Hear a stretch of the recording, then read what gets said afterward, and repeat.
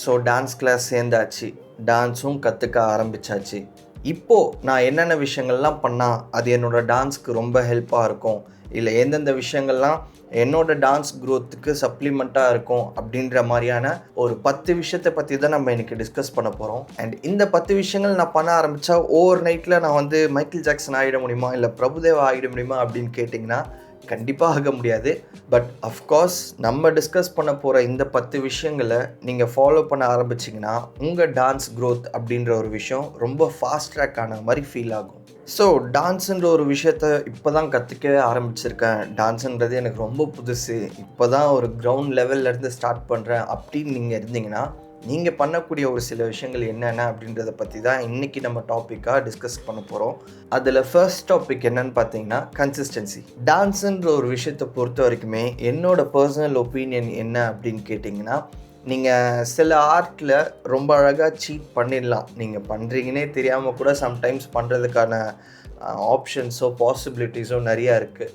But டான்ஸை பொறுத்த வரைக்கும் உங்களால் டெஃபினட்டாக அந்த மாதிரி சீட் பண்ண முடியாது. ஏன்னா நீங்கள் ஆன் ஸ்டேஜ் லைவாக உங்களோட மைண்ட் பாடி எல்லாமே ஃபிசிக்கலாக யூஸ் பண்ணி பெர்ஃபார்ம் பண்ணுற ஒரு கிராஃப்ட் அது. ஸோ அந்த மாதிரி இருக்கிறதுனால நீங்கள் டான்ஸோட ஒரு பேசிக்ஸோ இல்லை ஃபவுண்டேஷன்ஸோ கற்றுக்கிட்டு அந்த ஸ்கில்லை பெர்ஃபார்ம் பண்ண ஆரம்பிக்கிறதுன்றது உங்களுக்கு மிகப்பெரிய ஹெல்ப்பாக இருக்கும். டான்ஸுன்ற ஒரு விஷயத்த நீங்கள் கற்றுக்க ஆரம்பிக்கிற அந்த ஃபர்ஸ்ட் ஃபியூ மந்த்ஸ் அப்படின்றது ரொம்பவே க்ரூஷியலான ஒரு பாயிண்ட். ஏன்னா இந்த இடத்துல தான் நம்ம ப்ரீவியஸாக பேசின அந்த ஒரு பேசிக்ஸோ இல்லை உங்கள் உடம்பை எப்படி ஆப்ரேட் பண்ணணும் அப்படின்ற ஒரு டேட்டாவோ இதெல்லாம் கலெக்ட் பண்ண ஆரம்பிப்பீங்க. அண்ட் இந்த மாதிரி நீங்கள் டான்ஸ் கற்றுக்க ஆரம்பித்த அந்த இனிஷியல் ஸ்டேஜஸ்லேயே கொஞ்சம் லீவ் எடுக்காமல் சிரமப்பட்டு கன்சிஸ்டண்ட்டாக இருக்க ட்ரை பண்ணுங்கள். ஏன்னா அந்த initial 1 month 2 month or 3 months leave எடுக்காமல் கொஞ்சம் கன்சிஸ்டண்ட்டாக டான்ஸ்க்குன்னு வச்சு லாக் பண்ணி அந்த மந்த்ஸை ஸ்பெண்ட் பண்ணணும். மினிமம் ஒரு 1 month இல்லை 2 months காய்ச்சி லீவ் எடுக்காமல் கன்சிஸ்டண்ட்டாக வரதுக்கு ட்ரை பண்ணுங்கள். எனக்கு புரியுது, நம்மளோட டே டு டே லைஃப்பில் எப்போவுமே ஏதாவது ஒரு ப்ராப்ளம்ஸ் வரும், ஏதாவது ஒரு ஃபங்க்ஷன்ஸ் வரும், ஏதாவது ஒரு ஈவெண்ட் வரும். பட் முடிஞ்ச வரைக்கும் டான்ஸ்க்குன்னு நீங்கள் ஒதுக்கின டைமை டான்ஸ்க்காக ஸ்பெண்ட் பண்ணுறதுக்கு யோசிக்காதீங்க.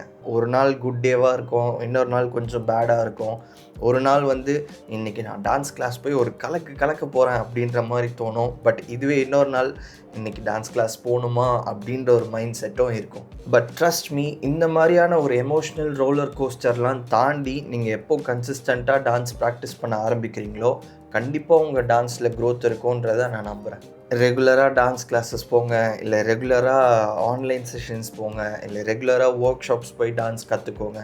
எது பண்ணாலுமே கொஞ்சம் ரெகுலராக கன்சிஸ்டண்ட்டாக நீங்கள் பண்ணுறப்போ தான் உங்களோட ஃபவுண்டேஷன்ன்றது கொஞ்சம் கொஞ்சமாக பில்ட் ஆக ஆரம்பிக்கும். முக்கியமான விஷயம், உங்களோட ஃபவுண்டேஷன் ஸ்ட்ராங்காக இருக்குது அப்படின்ற பட்சத்தில் நீங்கள் அதுக்கு மேலே பில்ட் பண்ணுறது எல்லாமே ஸ்ட்ராங்காக இருக்கும். வெதர் ஒரு ஃபாஸ்ட்டான கொரியோகிராஃபி ஆடுறதா இருக்கட்டும், இல்லை ஒரு டிஃப்ரெண்ட் ஸ்டைல் எக்ஸ்ப்ளோர் பண்ணுறதா இருக்கட்டும், இந்த மாதிரி எந்த விஷயமா இருக்கட்டும் அதை உங்களால் ப்ராப்பராக நல்லா டெப்த்தோட கற்றுக்க முடியும். ஸோ ட்ரஸ்ட் மீ, டான்ஸை பொறுத்த வரைக்கும் கன்சிஸ்டன்சின்றது ரொம்பவே இம்பார்ட்டண்ட்டான ஒரு ஃபேக்டர். ரெண்டாவது விஷயம், பேசிக்ஸ் அப்படின்ற ஒரு விஷயத்தை கற்றுக்கிட்டு அதுக்கப்புறமா கொரியோகிராஃபியோ இல்லை ட்ரெண்ட்ஸோ இல்லை சோஷியல் மீடியாவோ அதுக்குள்ளே போகிறது. எனக்கு புரியுது, இப்போ இருக்க டைமில் எல்லாருமே அந்த ஒரு சோஷியல் மீடியா கண்டென்ட்டாக பண்ணணும், இல்லை ஏதோ ஒன்று பண்ணணும் அப்படின்ற ஒரு இன்ட்ரெஸ்டோடு இருக்காங்க.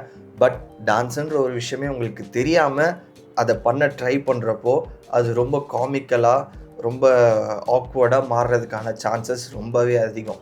ஸோ அதனால் நீங்கள் டான்ஸை ஃபஸ்ட்டு கற்றுக்குறீங்க அப்படின்றப்போ அதில் கொஞ்சம் ஃபோக்கஸ்டாக இருந்து அதோட பேசிக்ஸ் என்ன, டான்ஸுன்ற ஒரு ஸ்கில்லை நான் எப்படி பெர்ஃபார்ம் பண்ணணும், இல்லை என் உடம்பை ஆப்ரேட் பண்ணுறதுக்கான மூவ்ஸ்லாம் என்னென்ன, அது பேசிக் ஓப்பன் ஜாயினாக இருக்கலாம், இல்லை ஒரு டர்னாக இருக்கலாம், இல்லை எதுவாக வேணா இருக்கலாம், அதெல்லாம் கொஞ்சம் ஃபோக்கஸ் பண்ணி கற்றுக்கிட்டதுக்கப்புறமா and then go for the கொரியோகிராஃபியாக இருக்கட்டும், இல்லை ஒரு சோஷியல் மீடியாவாக இருக்கட்டும், இல்லை எதுவாக வேணா இருக்கட்டும். இந்த மாதிரி நீங்கள் பண்ணுறது மூலமாக உங்களோட அவுட்புட் பார்க்குறதுக்கு ரொம்பவே நல்லா இருக்கும். யோசிச்சு பாருங்களேன், டான்ஸை ஒரு லாங்குவேஜ் கூட கம்பேர் பண்ணிக்கலாம். இப்போ இங்கிலீஷுன்ற ஒரு விஷயமே உங்களுக்கு தெரியாது, உங்களை எடுத்த உடனே நான் இங்கிலீஷில் ஒரு சென்டென்ஸ் எழுதுங்கன்னு சொன்னால் உங்களால் எழுத முடியுமா?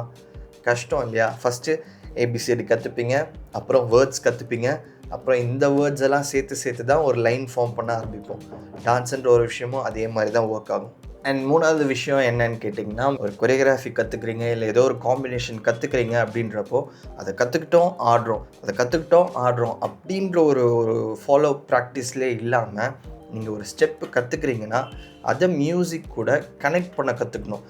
ஃபார் எக்ஸாம்பிள், இப்போ ஒரு ஏபிசிடி அப்படின்னு இருக்குன்னா, மியூசிக் போட்டோடனே ஏபிசிடி அப்படின்னு ஆடாமல், ஏ மியூசிக்கில் எந்த பீட்டுக்கு வருது, பி மியூசிக்கில் எந்த பீட்டுக்கு வருது அப்படின்ற ஒரு கனெக்ஷன் ஃபார்ம் பண்ண ஆரம்பிச்சிங்கன்னு வைங்களேன், உங்களுக்கும் அந்த மியூசிக்கும் இருக்கிற ஒரு புரிதலோ இல்லை அந்த அண்டர்ஸ்டாண்டிங்கோ ரொம்ப ஸ்ட்ராங்காக ஃபார்ம் ஆகும். அண்ட் இந்த மாதிரி நீங்கள் பெர்ஃபார்ம் பண்ணுறப்போ அது உங்கள் டான்ஸை ஓவராலாக பார்க்குறதுக்கு ரொம்ப ப்ளசண்ட்டாக ரொம்ப அழகாகவும் மாற்றும். And fourth point, warm up.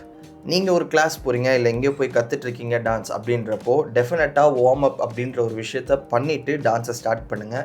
ஏன்னா இந்த வார்ம் அப்புன்ற ஒரு விஷயந்தான் நீங்கள் டான்ஸ் ஆடுறப்போ உங்கள் உடம்புல ஏற்படக்கூடிய இன்ஜூரிஸை ப்ரிவெண்ட் பண்ணும். அது மட்டும் இல்லாமல் நீங்கள் வார்ம் அப் பண்ணிவிட்டு நீங்கள் டான்ஸ் ஆட ஆரம்பிக்கிறப்போ உங்களோட ஃபுல் பொட்டென்ஷியல் என்ன அப்படின்றத அந்த வார்ம் அப்புன்ற ஒரு ஃபேக்டர் தான் அன்லாக்கே பண்ணும். ஸோ அதனால் வார்ம் அப்புன்ற ஒரு ப்ராசஸ் என்ன தான் போரிங்காக இருந்தாலும் இல்லை ஒரு ரெப்பிட்டேட்டிவ் ப்ராசஸாக இருந்தாலும் தயவு செஞ்சு அதை ஸ்கிப் பண்ணாமல் எவ்ரிடே அதை பண்ணிவிட்டு டான்ஸ் ஸ்டார்ட் பண்ண ஆரம்பிங்க. ஃபிஃப்த் ஒன் வந்து, நான் இப்போ தான் டான்ஸ் ஸ்டார்ட் பண்ணுறேன், நான் ஒரு பிகினர், டான்ஸுன்ற ஒரு விஷயமே எனக்கு தெரியாது, இப்போ தான் நான் கற்றுக்கவே ஆரம்பிக்கிறேன் அப்படின்றப்போ நீங்கள் பண்ணக்கூடிய ஒரு முக்கியமான ஒரு விஷயம் என்னன்னா, கம்பேரிசனை அவாய்ட் பண்ணுறது.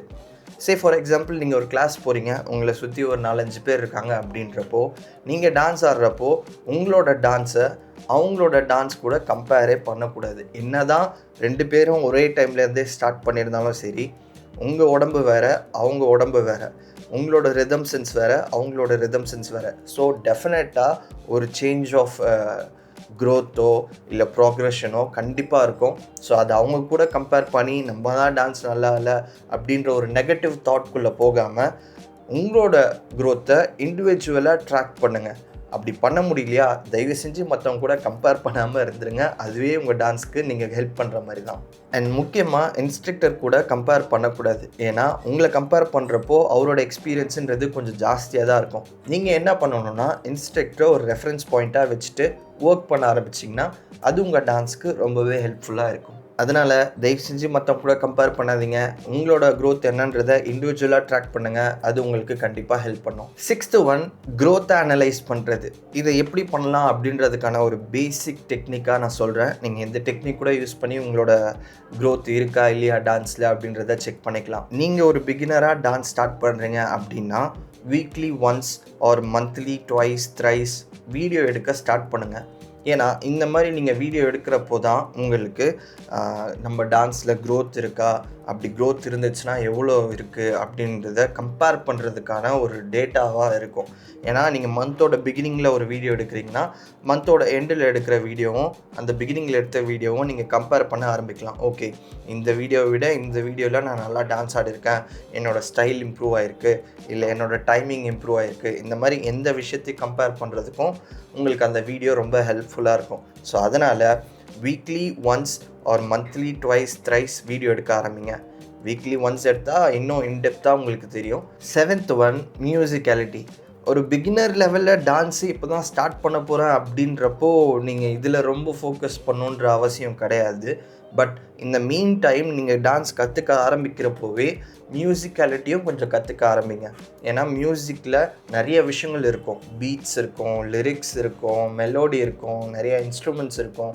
இதெல்லாம் செப்ரேட் பண்ணி கேட்க ஆரம்பிங்க. ஓகே, இந்த மாதிரி பண்ணுறது மூலமாக மேபி இன் ஃப்யூச்சரில் நீங்கள் டான்ஸில் நெக்ஸ்ட் லெவல் போகிறப்போ அந்த மியூசிக்கான ஒரு கனெக்ஷனோ இல்லை ஒரு அண்டர்ஸ்டாண்டிங்கோ ரொம்பவே ஸ்ட்ராங்காக இருக்கும். 8th ஒன், ஃபீட்பேக் கேட்குறது.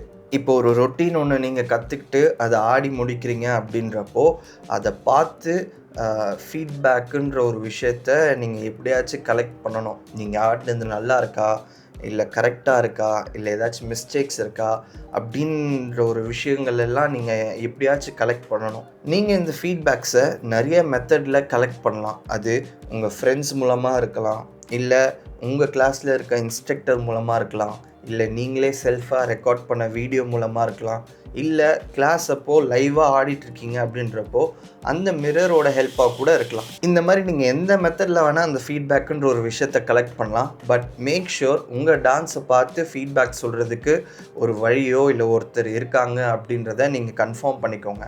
அண்ட் இதோட கண்டினியூஷனாக இன்னொரு விஷயமும் நான் என்ன சொல்லணும்னு ஆசைப்பட்றேன்னா, நீங்கள் லைவாக கிளாஸில் கற்றுக்கிட்டு இருக்கப்போ ஒரு விஷயமோ இல்லை ஒரு ஸ்டெப்போ உங்களுக்கு புரியலன்னா தயவு செஞ்சு அங்கேயே அப்போவே நிறுத்தி இன்ஸ்ட்ரக்டர்கிட்ட அதை கிளாரிஃபை பண்ணிக்கோங்க. இந்த மாதிரி உங்களுக்கு அப்பப்போ வர மிஸ்டேக்ஸை உடனே கிளியர் பண்ணி ப்ராப்பராக கற்றுக்கிட்டிங்கன்னா டான்ஸை உங்களால் ரொம்ப நேச்சுரலாக ஈஸியாக மெமரைஸ் பண்ணவும் முடியும், பெர்ஃபார்ம் பண்ணவும் முடியும். அதனால் இன்ஸ்ட்ரக்டர்கிட்ட உடனே டவுட் கேட்குற அளவுக்காச்சு கொஞ்சம் கான்ஃபிடென்ஸை வளர்த்துக்கோங்க. அண்ட் 9th ஒன் என்னன்னு பார்த்தீங்கன்னா, நீங்கள் டான்ஸ் கற்றுக்க ஆரம்பித்து கொஞ்சம் டைம்ஸ் போனதுக்கப்புறம் முடிஞ்சால் கவுண்ட் பண்ணுறது எப்படி அப்படின்றதையும் நீங்கள் கற்றுக்கணும். நீங்கள் போகிற டான்ஸ் ஸ்கூலாக இருக்கட்டும் இல்லை ஏதோ ஒரு இன்ஸ்ட்ரக்டர்கிட்ட கற்றுக்குறீங்கன்னா அவர்கிட்ட போய் நீங்கள் இதை கேட்டாலே அவரே உங்களுக்கு ஹெல்ப் பண்ணிடுவார், இதுதான் கவுண்ட்ஸ் அப்படின்னு சொல்லிட்டு.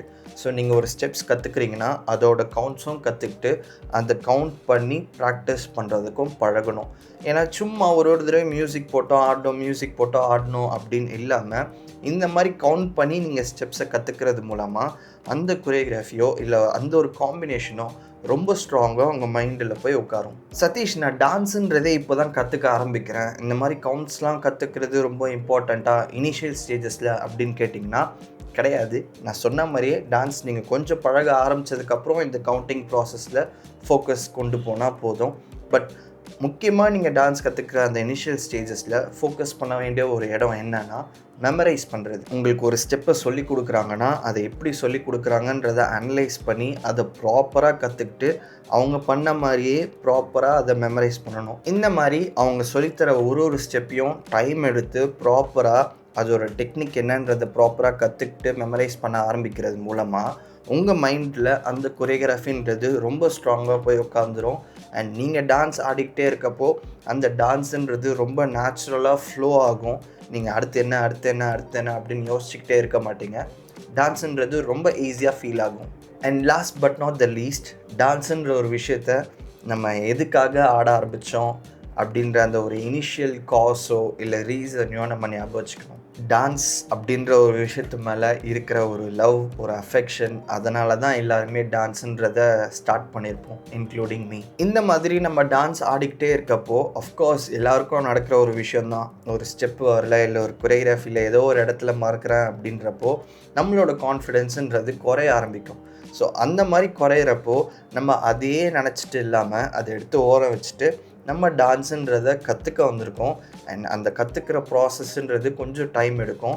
அதனால் நம்ம கண்ணை மூடிட்டு பிளைண்டாக ப்ராக்டிஸ் பண்ணணும் அப்படின்ற ஒரு மைண்ட் செட்டுக்கு கொண்டு வரணும். அண்ட் ட்ரஸ்ட் மீ, இந்த மாதிரியான ஒரு மைண்ட் செட்டில் இருந்து நம்ம கற்றுக்க ஆரம்பிக்கிறப்போ நம்மளோட டான்ஸ் க்ரோத்துன்றது கண்டிப்பாக வளர்கிறதுக்கு ஸ்டார்ட் பண்ணிடும். அண்ட் இந்த மாதிரி விஷயங்கள்லாம் தாண்டி டான்ஸ் கற்றுக்குறோம் இல்லையா, அந்த ஒரு லேர்னிங் ப்ராசஸ் இருக்கு இல்லையா, அது மேலேயே நமக்கு ஒரு காதல் ஒன்று வரணும்.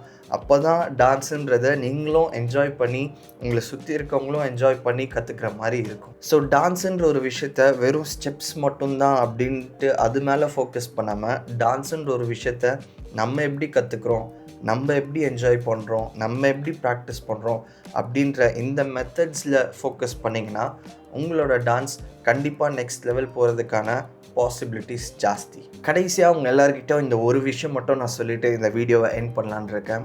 டான்ஸுன்றதை நீங்கள் ஒரு ரன்னிங் ரேஸ் மாதிரி ட்ரீட் பண்ணக்கூடாது. டான்ஸுன்றதை ஒரு மேரத்தான் மாதிரி ட்ரீட் பண்ணுங்கள்.